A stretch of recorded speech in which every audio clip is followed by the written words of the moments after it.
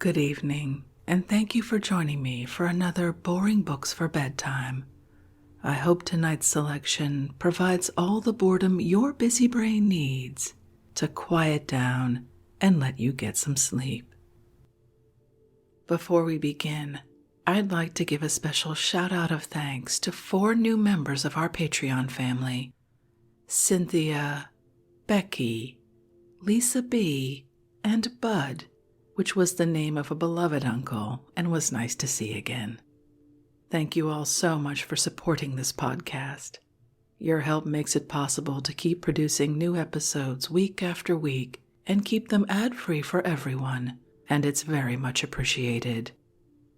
If you're interested in learning about the perks available to subscribers, including exclusive monthly episodes heard nowhere else, you'll find a link to Patreon in the show description, where you'll also find a link to buymeacoffee.com, where you can support us with a one-time tip, no subscription required.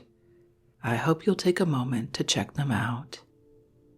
Now, let's read and relax. Find a comfortable spot. Adjust your volume. Take a nice, deep breath in. Let it out slowly. And off we go. Several of you have written in to request more of this evening's work, and I'm happy to oblige. So tonight, we're returning to a satirical mathematical book, Flatland, a romance of many dimensions by Edwin A. Abbott, with illustrations by the author, A Square. Second edition, published in 1884. Let's pick up where we left off. Section 6 of Recognition by Sight. I am about to appear very inconsistent. In previous sections, I have said that all figures in Flatland present the appearance of a straight line, and it was added or implied that it is consequently impossible to distinguish by the visual organ between individuals of different classes. Yet now I am about to explain to my Spaceland critics how we are able to recognize one another by the sense of sight. If, however, the reader will take the trouble to refer to the passage in which recognition by feeling is stated to be universal, he will find this qualification among the lower classes. It is only among the higher classes and in our temperate climates that sight recognition is practiced. That this power exists in any regions and for any classes is the result of fog, which prevails during the greater part of the year in all parts save the torrid zones. That which is with you in Spaceland an unmixed evil, blotting out the landscape, depressing the spirits, and enfeebling the health, is by us recognized as a blessing scarcely inferior to air itself, and as the nurse of arts and parent of sciences. But let me explain my meaning without further eulogies on this beneficent element. If fog were non-existent, all lines would appear equally and indistinguishably clear, and this is actually the case in those unhappy countries in which the atmosphere is perfectly dry and transparent. But wherever there is a rich supply of fog, objects that are at a distance, say, of 3 feet, are appreciably dimmer than those at a distance of 2 feet 11 inches.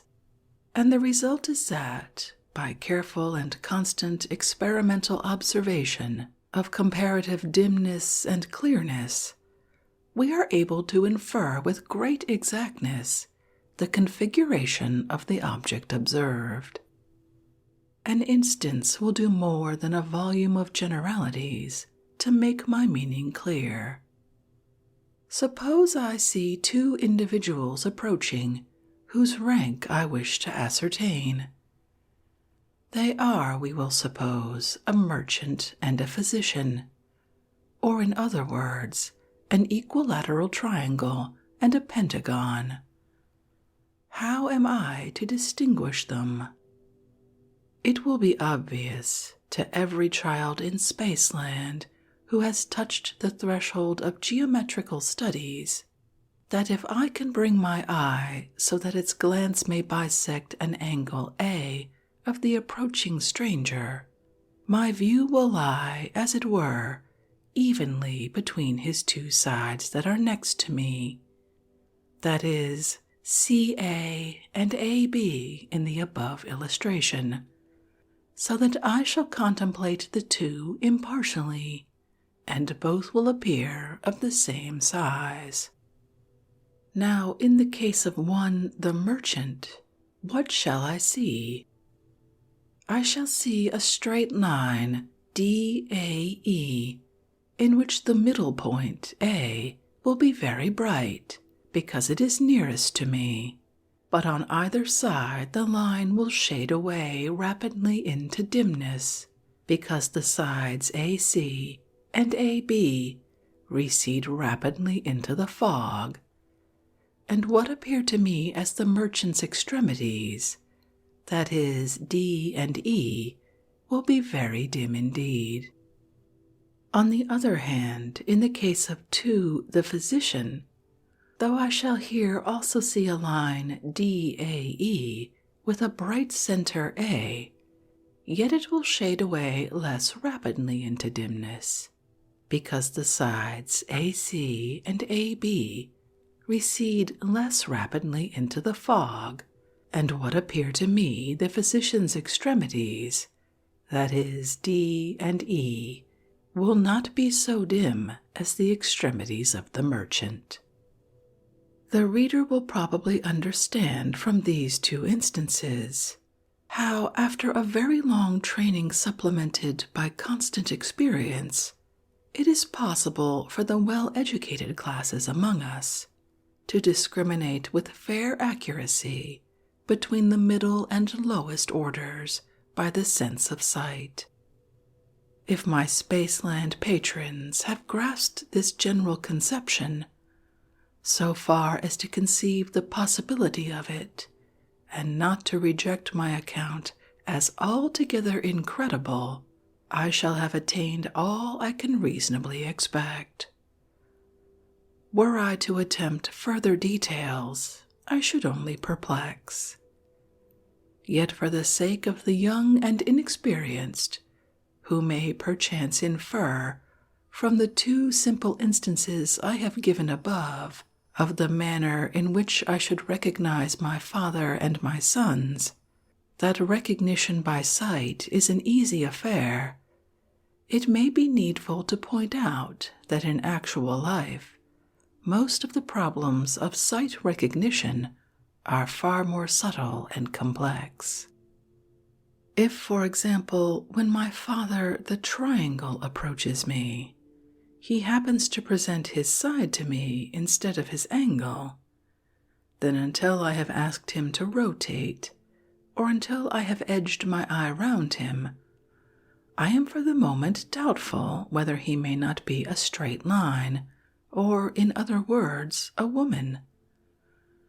Again, when I am in the company of one of my 2 hexagonal grandsons, contemplating one of his sides AB full front, it will be evident from the accompanying diagram that I shall see one whole line, AB, in comparative brightness, shading off hardly at all at the ends, and 2 smaller lines, CA and BD, dim throughout and shading away into greater dimness towards the extremities C and D. But I must not give way to the temptation of enlarging on these topics. The meanest mathematician in Spaceland will readily believe me when I assert that the problems of life, which present themselves to the well-educated when they are themselves in motion, rotating, advancing, or retreating, and at the same time attempting to discriminate by the sense of sight between a number of polygons of high rank moving in different directions, as for example in a ballroom or conversazione, must be of a nature to task the angularity of the most intellectual, and amply justify the rich endowments of the learned professors of geometry, both static and kinetic, in the illustrious University of Wentbridge, where the science and art of sight recognition are regularly taught to large classes of the elite of the States. It is only a few of the scions of our noblest and wealthiest houses who are able to give the time and money necessary for the thorough prosecution of this noble and valuable art. Even to me, a mathematician of no mean standing, and the grandfather of two most hopeful and perfectly regular hexagons, to find myself in the midst of a crowd of rotating polygons of the higher classes is occasionally very perplexing. And of course, to a common tradesman or serf, such a sight is almost as unintelligible as it would be to you, my reader, were you suddenly transported into our country. In such a crowd, you could see on all sides of you nothing but a line, apparently straight, but of which the parts would vary irregularly and perpetually in brightness or dimness. Even if you had completed your third year in pentagonal and hexagonal classes in the university, and were perfect in the theory of the subject, you would still find that there was need of many years of experience before you could move in a fashionable crowd without jostling against your betters, whom it is against etiquette to ask to feel, and who, by their superior culture and breeding, know all about your movements, while you know very little or nothing about theirs. In a word, to comport oneself with perfect propriety in polygonal society, one ought to be a polygon oneself. Such at least is the painful teaching of my experience. It is astonishing how much the art, or I may almost call it instinct, of sight recognition is developed by the habitual practice of it, and by the avoidance of the custom of feeling.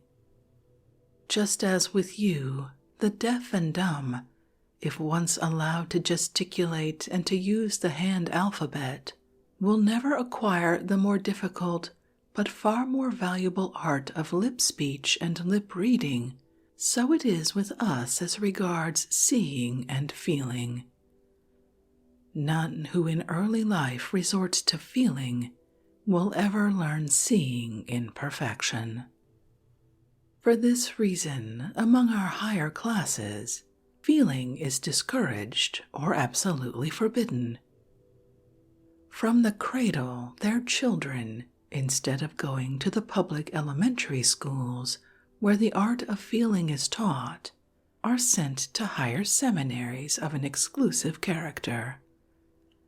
And at our illustrious university, to feel is regarded as a most serious fault, involving rustication for the first offense and expulsion for the second. But among the lower classes, the art of sight recognition is regarded as an unattainable luxury. A common tradesman cannot afford to let his son spend a third of his life in abstract studies. The children of the poor are therefore allowed to feel from their earliest years, and they gain thereby a precocity and an early vivacity which contrast at first most favorably with the inert, undeveloped, and listless behavior of the half-instructed use of the polygonal class. But when the latter have at last completed their university course and are prepared to put their theory into practice, the change that comes over them may almost be described as a new birth, and in every art, science, and social pursuit, they rapidly overtake and distance their triangular competitors. Only a few of the polygonal class fail to pass the final test or leaving examination at the university. The condition of the unsuccessful minority is truly pitiable. Rejected from the higher class, they are also despised by the lower. They have neither the matured and systemically trained powers of the polygonal bachelors and masters of arts, nor yet the native precocity and mercurial versatility of the youthful tradesman. The professions, the public services are closed against them, and though in most states they are not actually debarred from marriage, yet they have the greatest difficulty in forming suitable alliances, as experience shows that the offspring of such unfortunate and ill-endowed parents is generally itself unfortunate, if not positively irregular. It is from these specimens of the refuse of our nobility that the great tumults and seditions of past ages have generally derived their leaders, and so great is the mischief thence arising that an increasing minority of our more progressive statesmen are of opinion that true mercy would dictate their entire suppression, by enacting that all who fail to pass the final examination of the university should be either imprisoned for life or extinguished by a painless death. But I find myself digressing into the subject of irregularities, a matter of such vital interest that it demands a separate section. Section 7. Concerning irregular figures. Throughout the previous pages, I have been assuming what perhaps should have been laid down at the beginning as a distinct and fundamental proposition, that every human being in Flatland is a regular figure, that is to say, of regular construction. By this I mean that a woman must not only be a line, but a straight line, that an artisan or soldier must have 2 of his sides equal, that tradesmen must have 3 sides equal, lawyers, of which class I am a humble member, 4 sides equal, and generally that in every polygon all the sides must be equal. The size of the sides would of course depend upon the age of the individual. A female at birth would be about an inch long, while a tall adult woman might extend to a foot. As to the males of every class, it may be roughly said that the length of an adult's sides, when added together, is 2 feet or a little more. But the size of our sides is not under consideration. I am speaking of the equality of sides, and it does not need much reflection to see that the whole of the social life in Flatland rests upon the fundamental fact that nature wills all figures to have their sides equal. If our sides were unequal, our angles might be unequal. Instead of its being sufficient to feel or estimate by sight a single angle in order to determine the form of an individual, it would be necessary to ascertain each angle by the experiment of feeling. But life would be too short for such a tedious grouping. The whole science and art of sight recognition would at once perish. Feeling, so far as it is an art, would not long survive. Intercourse would become perilous or impossible. There would be an end to all confidence, all forethought. No one would be safe in making the most simple social arrangements. In a word, civilization would relapse into barbarism. Am I going too fast to carry my readers with me to these obvious conclusions? Surely a moment's reflection and a single instance from common life must convince everyone that our whole social system is based upon regularity or equality of angles. You meet, for example, 2 or 3 tradesmen in the street, whom you recognize at once to be tradesmen by a glance at their angles and rapidly bedimmed sides, and you ask them to step into your house to lunch. This you do at present with perfect confidence, because everyone knows to an inch or two the area occupied by an adult triangle. But imagine that your tradesman drags behind his regular and respectable vertex a parallelogram of 12 or 13 inches in diagonal. What are you to do with such a monster sticking fast in your house door? But I am insulting the intelligence of my readers by accumulating details which must be patent to everyone who enjoys the advantages of a residence in Spaceland. Obviously, the measurements of a single angle would no longer be sufficient under such portentous circumstances.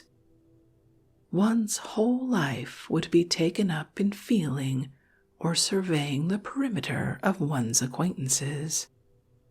Already the difficulties of avoiding a collision in a crowd are enough to tax the sagacity of even a well-educated square.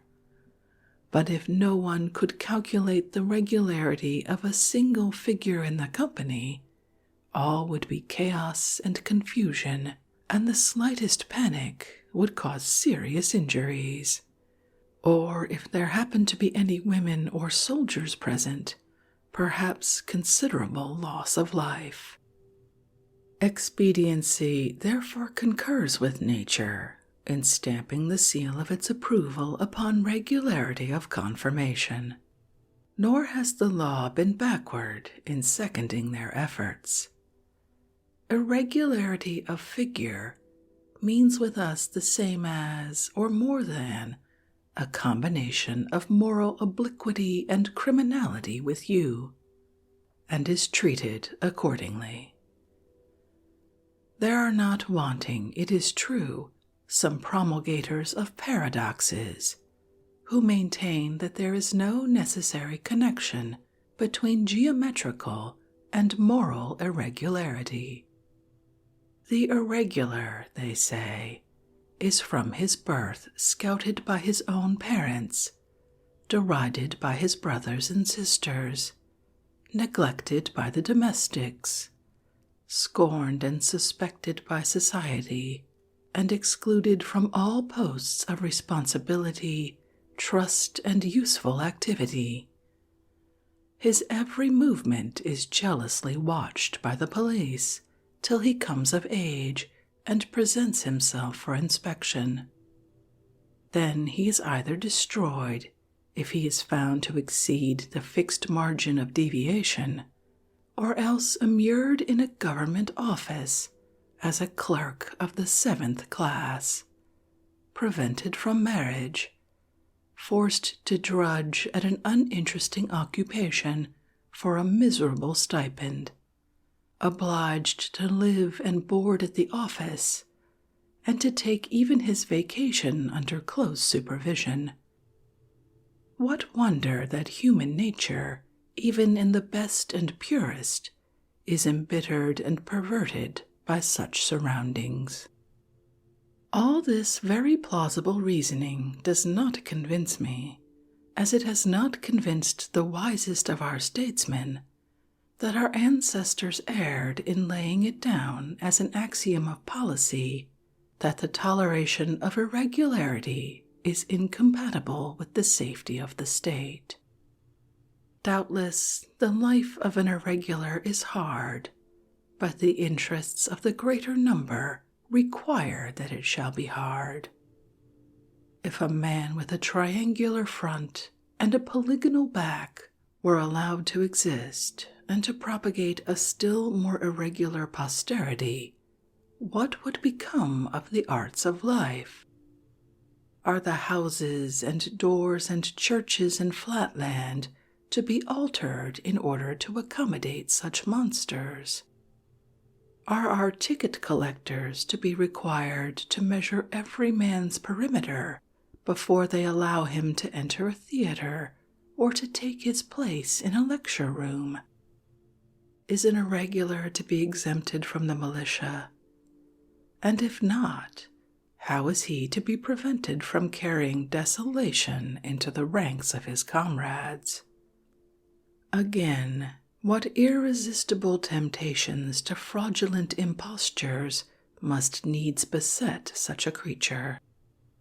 How easy for him to enter a shop with his polygonal front foremost, and to order goods to any extent from a confiding tradesman.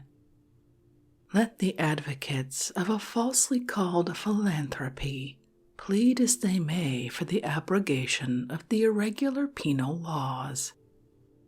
I, for my part, have never known an irregular who was not also what nature evidently intended him to be, a hypocrite, a misanthropist, and up to the limits of his power, a perpetrator of all manner of mischief.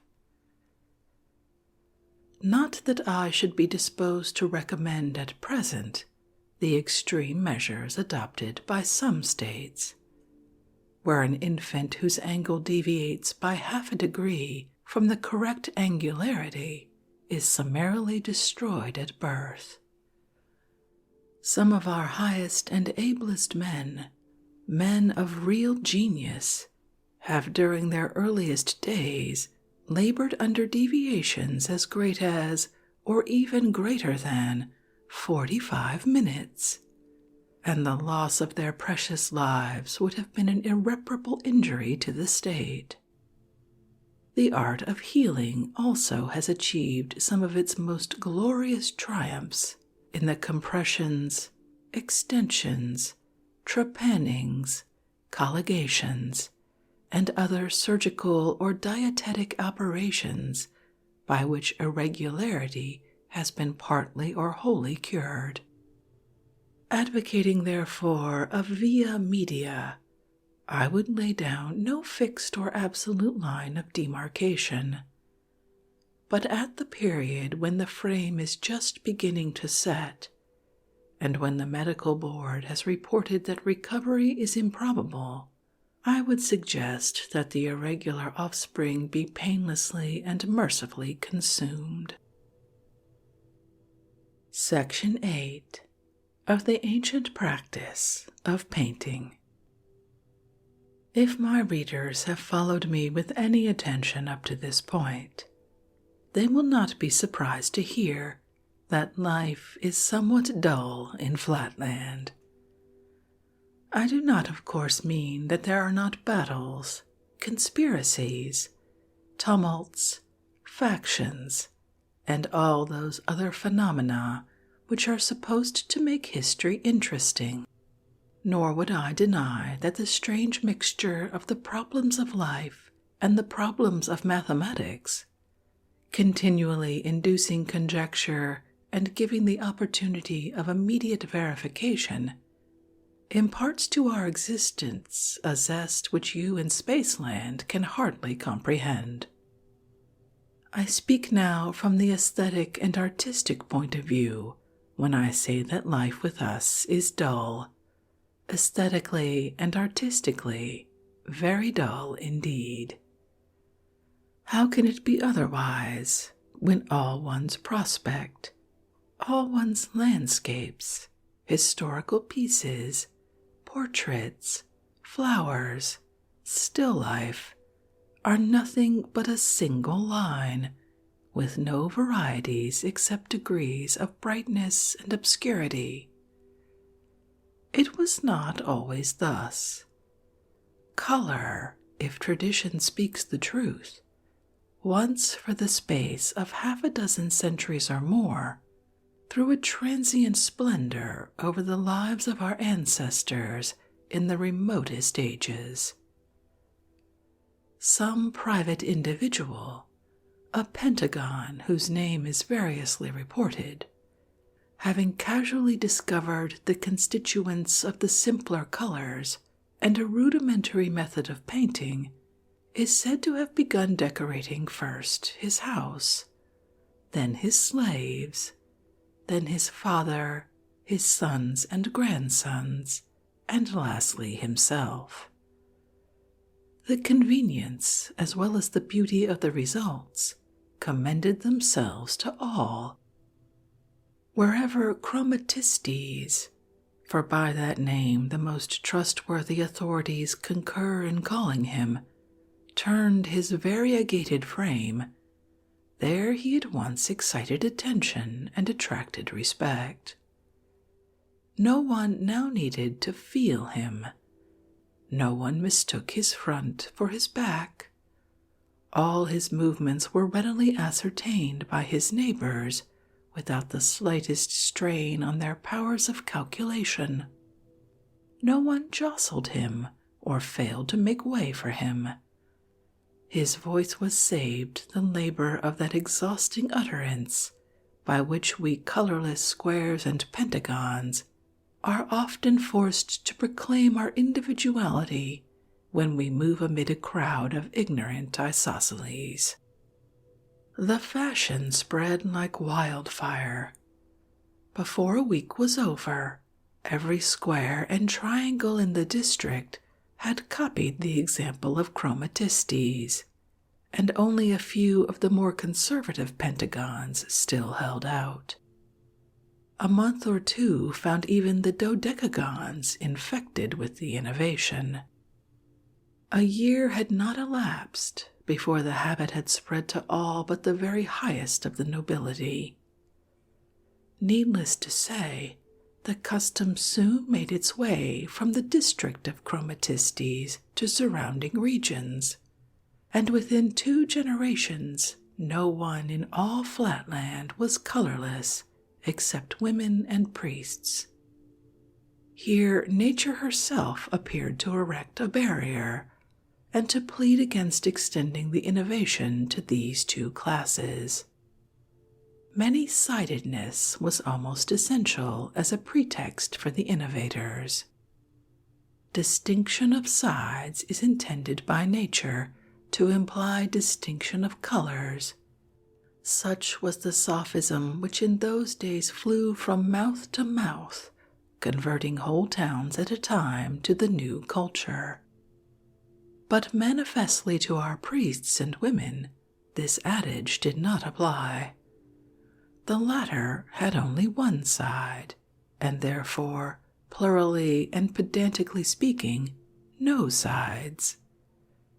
The former, if at least they would assert their claim to be really and truly circles, and not merely high-class polygons with an infinitely large number of infinitesimally small sides, were in the habit of boasting, what women confessed and deplored, that they also had no sides, being blessed with a perimeter of 1 line, or in other words, a circumference.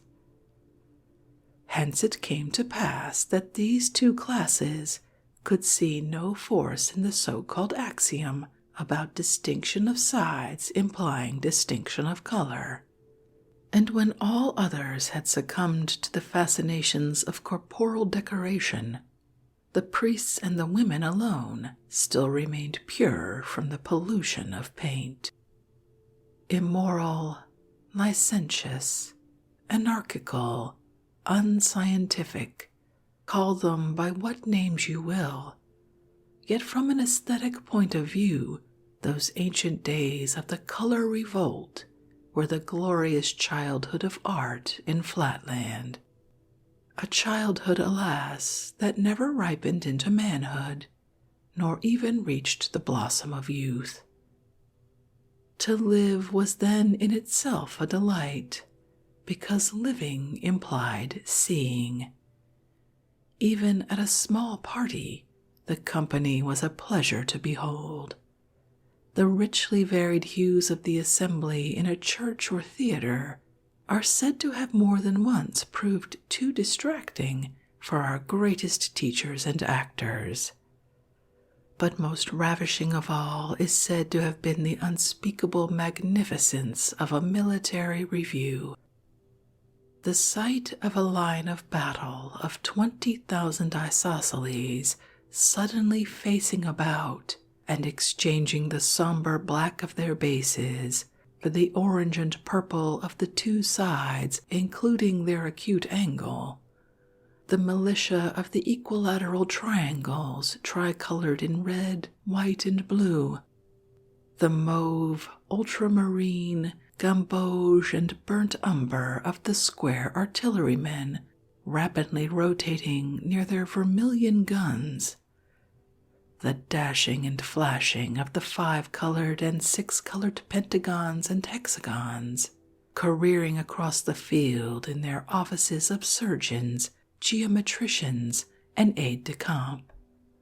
All these may well have been sufficient to render credible the famous story how an illustrious circle, overcome by the artistic beauty of the forces under his command, threw aside his marshal's baton and his royal crown, exclaiming that he henceforth exchanged them for the artist's pencil.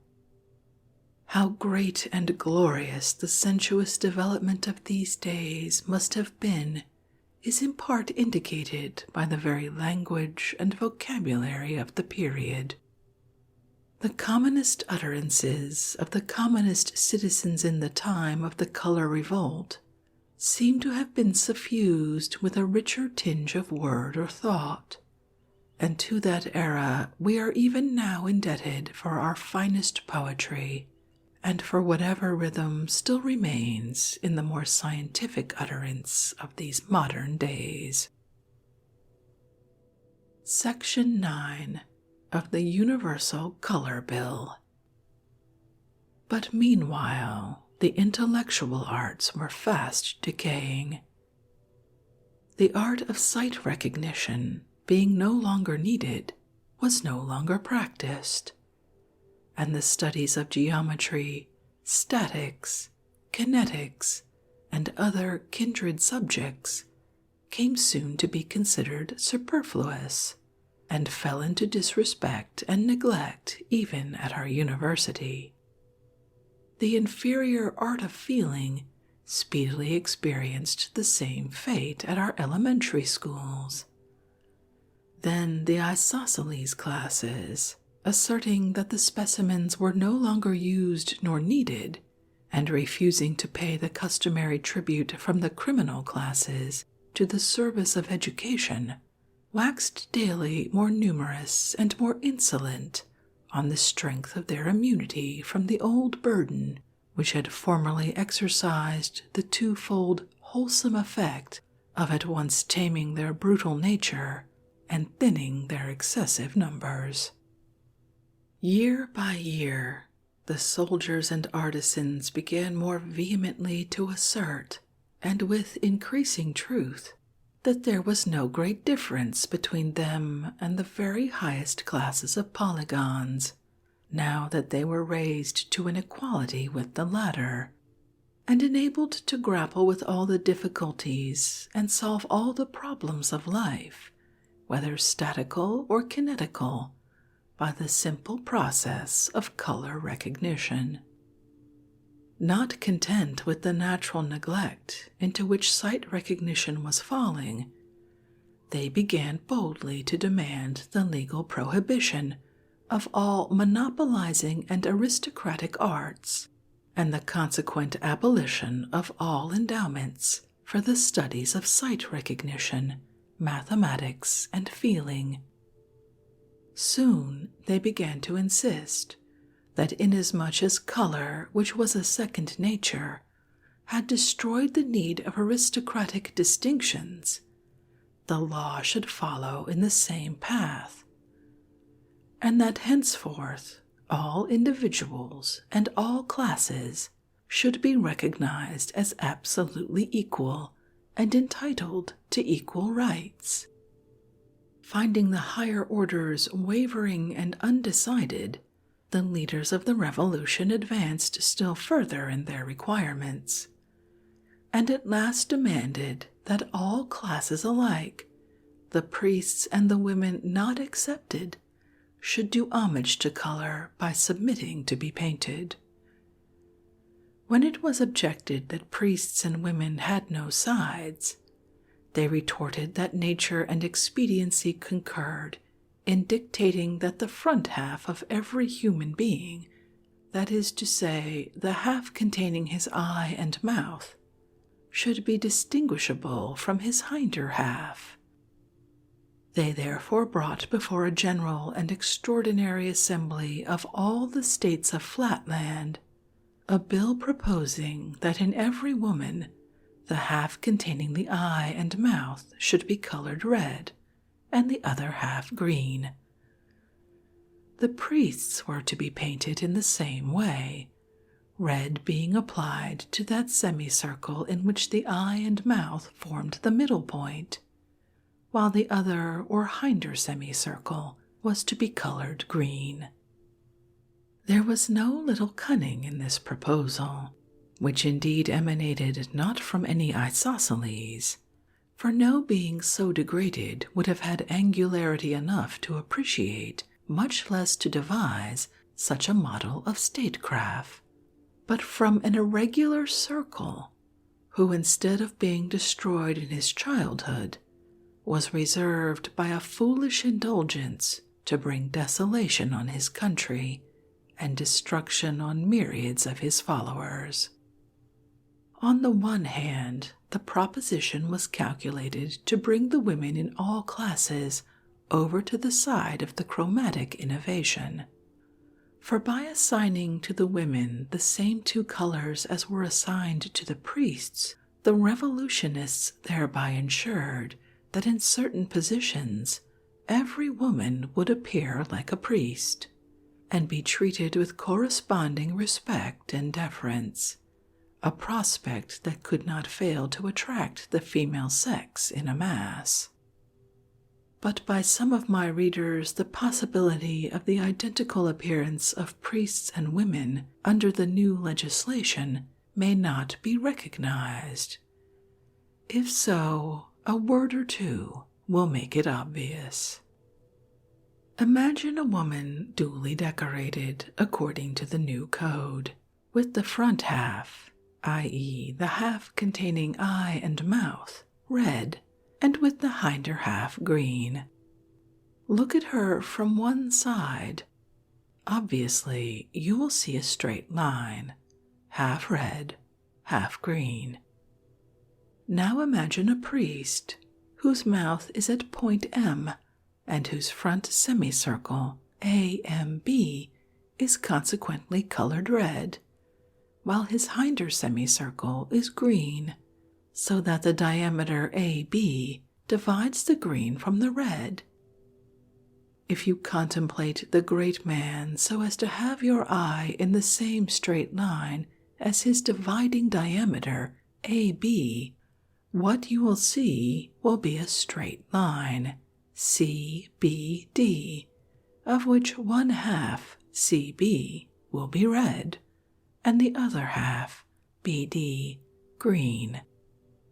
The whole line, CD, will be rather shorter perhaps than that of a full-sized woman, and will shade off more rapidly towards its extremities. But the identity of the colors would give you an immediate impression of identity of class, making you neglectful of other details. Bear in mind the decay of sight recognition which threatened society at the time of the color revolt. Add, too, the certainty that women would speedily learn to shade off their extremities so as to imitate the circles. It must then be surely obvious to you, my dear reader, that the color bill placed us under a great danger of confounding a priest with a young woman. How attractive this prospect must have been to the frail sex may readily be imagined. They anticipated with delight the confusion that would ensue. At home, they might hear political or ecclesiastical secrets, intended not for them, but for their husbands and brothers, and might even issue commands in the name of a priestly circle. Out of doors, the striking combination of red and green, without addition of any other colors, would be sure to lead the common people into endless mistakes, and the women would gain whatever the circles lost in the deference of the passers-by. As for the scandal that would befall the circular class, if the frivolous and unseemly conduct of the women were imputed to them, and as to the consequent subversion of the Constitution, the female sex could not be expected to give a thought to these considerations. Even in the households of the circles, the women were all in favor of the universal color bill. The second object aimed at by the bill was the gradual demoralization of the circles themselves. In the general intellectual decay, they still preserved their pristine clearness and strength of understanding. From their earliest childhood, familiarized in their circular households with the total absence of color, the nobles alone preserved the sacred art of sight recognition, with all the advantages that result from that admirable training of the intellect. Hence, up to the date of the introduction of the universal color bill, the circles had not only held their own, but even increased their lead of the other classes by abstinence from the popular fashion. Now, therefore, the artful irregular whom I described above as the real author of this diabolical bill determined at one blow to lower the status of the hierarchy by forcing them to submit to the pollution of color, and at the same time to destroy their domestic opportunities of training in the art of sight recognition, so as to enfeeble their intellects by depriving them of their pure and colorless homes. Once subjected to the chromatic taint, every parental and every childish circle would demoralize each other. Only in discerning between the father and the mother would this circular infant find problems for the exercise of its understanding, problems too often likely to be corrupted by maternal impostures, with the result of shaking the child's faith in all logical conclusions. Thus, by degrees, the intellectual luster of the priestly order would wane, and the road would then lie open for a total destruction of all aristocratic legislature, and for the subversion of our privileged classes.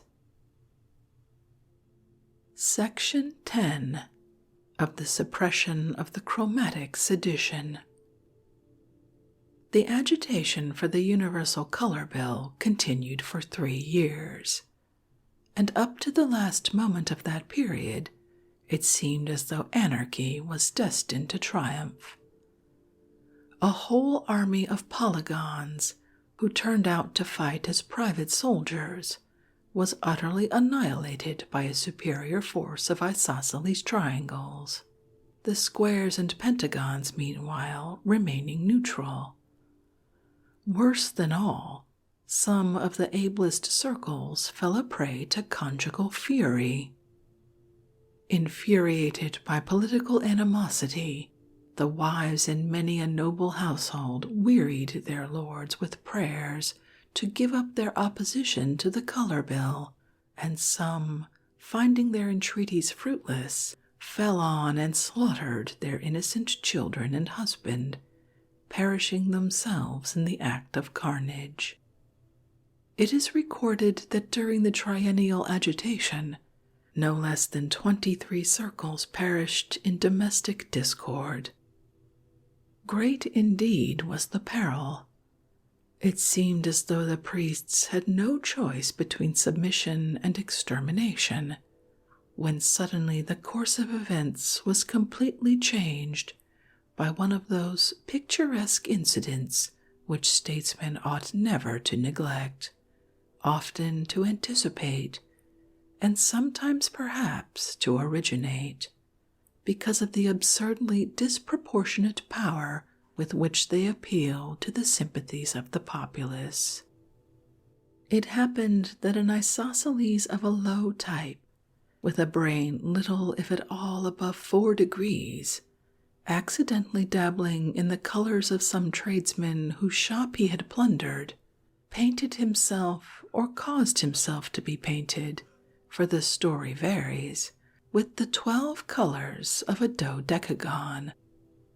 Going into the marketplace, he accosted in a feigned voice a maiden, the orphan daughter of a noble polygon, whose affection in former days he had sought in vain, and by a series of deceptions, aided on the one side by a string of lucky accidents too long to relate, and on the other by an almost inconceivable fatuity and neglect of ordinary precautions on the part of the relations of the bride, he succeeded in consummating the marriage.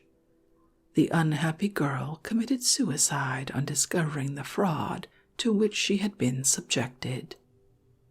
When the news of this catastrophe spread from state to state, the minds of the women were violently agitated. Sympathy with the miserable victim and anticipations of similar deceptions for themselves, their sisters, and their daughters made them now regard the color bill in an entirely new aspect. Not a few openly avowed themselves converted to antagonism. The rest needed only a slight stimulus to make a similar avowal. Seizing this favorable opportunity, the circles hastily convened an extraordinary assembly of the states, and besides the usual guard of convicts, they secured the attendance of a large number of reactionary women. Amidst an unprecedented concourse, the chief circle of those days, by name Pentasiclus, arose to find himself hissed and hooted by 120,000 isosceles. But he secured silence by declaring that henceforth the circles would enter on a policy of concession. Yielding to the wishes of the majority, they would accept the color bill. The uproar being at once converted to applause, he invited Chromatistes, the leader of the sedition, into the center of the hall to receive in the name of his followers the submission of the hierarchy. Then followed a speech, a masterpiece of rhetoric, which occupied nearly a day in the delivery, and to which no summary can do justice. With a grave appearance of impartiality, he declared that as they were now finally committing themselves to reform or innovation, it was desirable that they should take one last view of the perimeter of the whole subject, its defects as well as its advantages, gradually introducing the mention of the dangers to the tradesmen, the professional classes, and the gentlemen.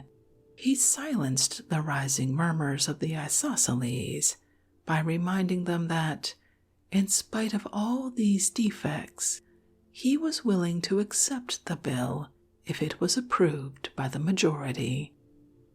But it was manifest that all except the isosceles were moved by his words, and were either neutral or averse to the bill.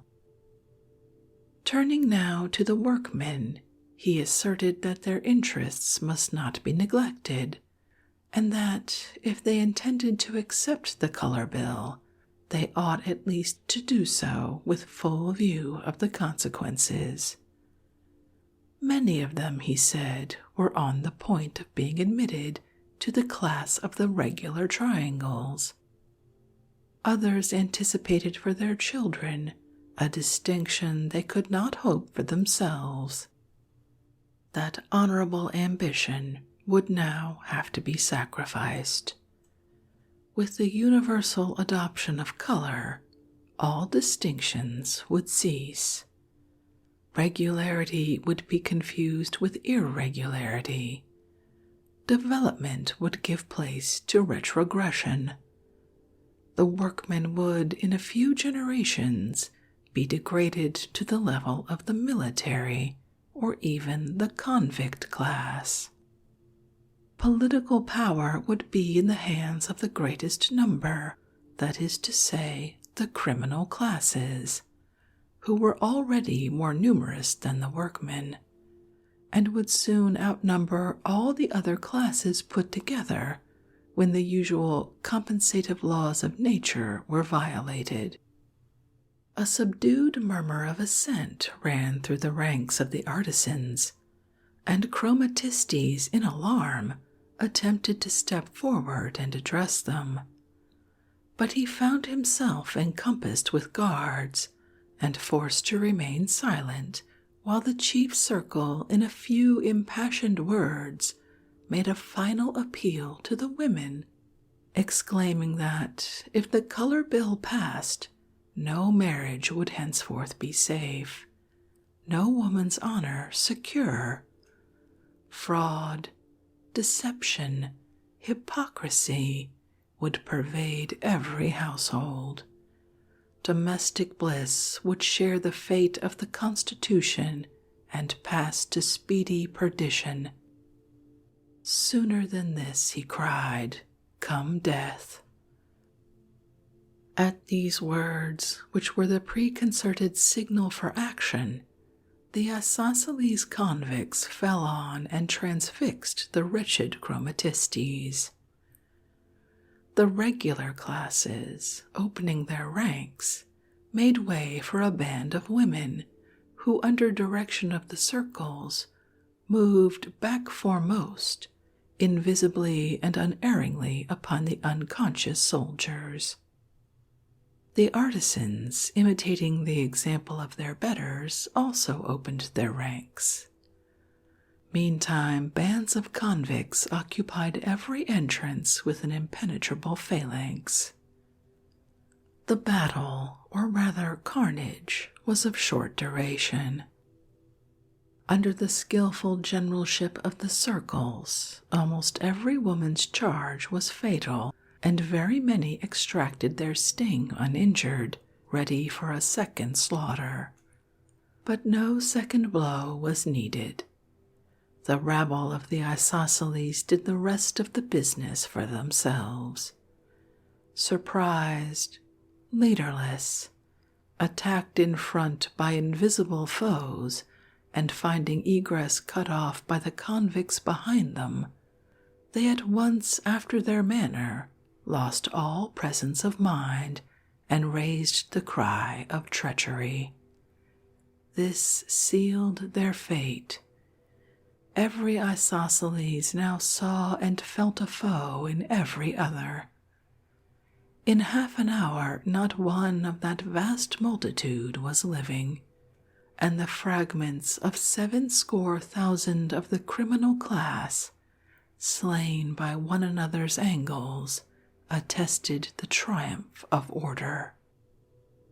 The circles delayed not to push their victory to the uttermost. The working men they spared but decimated. The militia of the equilaterals was at once called out, and every triangle suspected of irregularity on reasonable grounds was destroyed by court-martial, without the formality of exact measurement by the social board. The homes of the military and artisan classes were inspected in a course of visitations extending through upwards of a year. And during that period, every town, village, and hamlet was systematically purged of that excess of the lower orders which had been brought about by the neglect to pay the tribute of criminals to the schools and university, and by the violation of the other natural laws of the Constitution of Flatland. Thus the balance of classes was again restored. Needless to say that henceforth the use of color was abolished, and its possession prohibited. Even the utterance of any word denoting color, except by the circles or by qualified scientific teachers, was punished by a severe penalty. Only at our university, in some of the very highest and most esoteric classes, which I myself have never been privileged to attend, it is understood that the sparing use of color is still sanctioned for the purpose of illustrating some of the deeper problems of mathematics, but of this I can only speak from hearsay. Elsewhere in Flatland, color is now non-existent. The art of making it is known to only one living person, the chief circle for the time being, and by him it is handed down on his deathbed to none but his successor. One manufactory alone produces it, and lest the secret should be betrayed, the workmen are annually consumed and fresh ones introduced. So great is the terror with which even now our aristocracy looks back to the far distant days of the agitation for the universal color bill.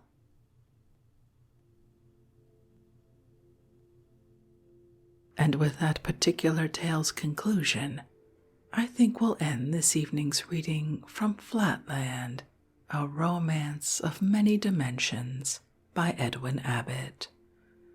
Honestly, I love the satire in this book, and I hope you're enjoying it as well.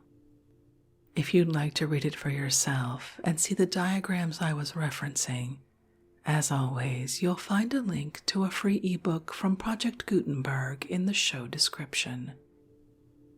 If you'd like to connect, suggest a boring book you'd like to hear read, or you'd like to hear more from, the best place to catch me is on Twitter at BoringBooksPod, or drop me an email via our website, www.boringbookspod.com.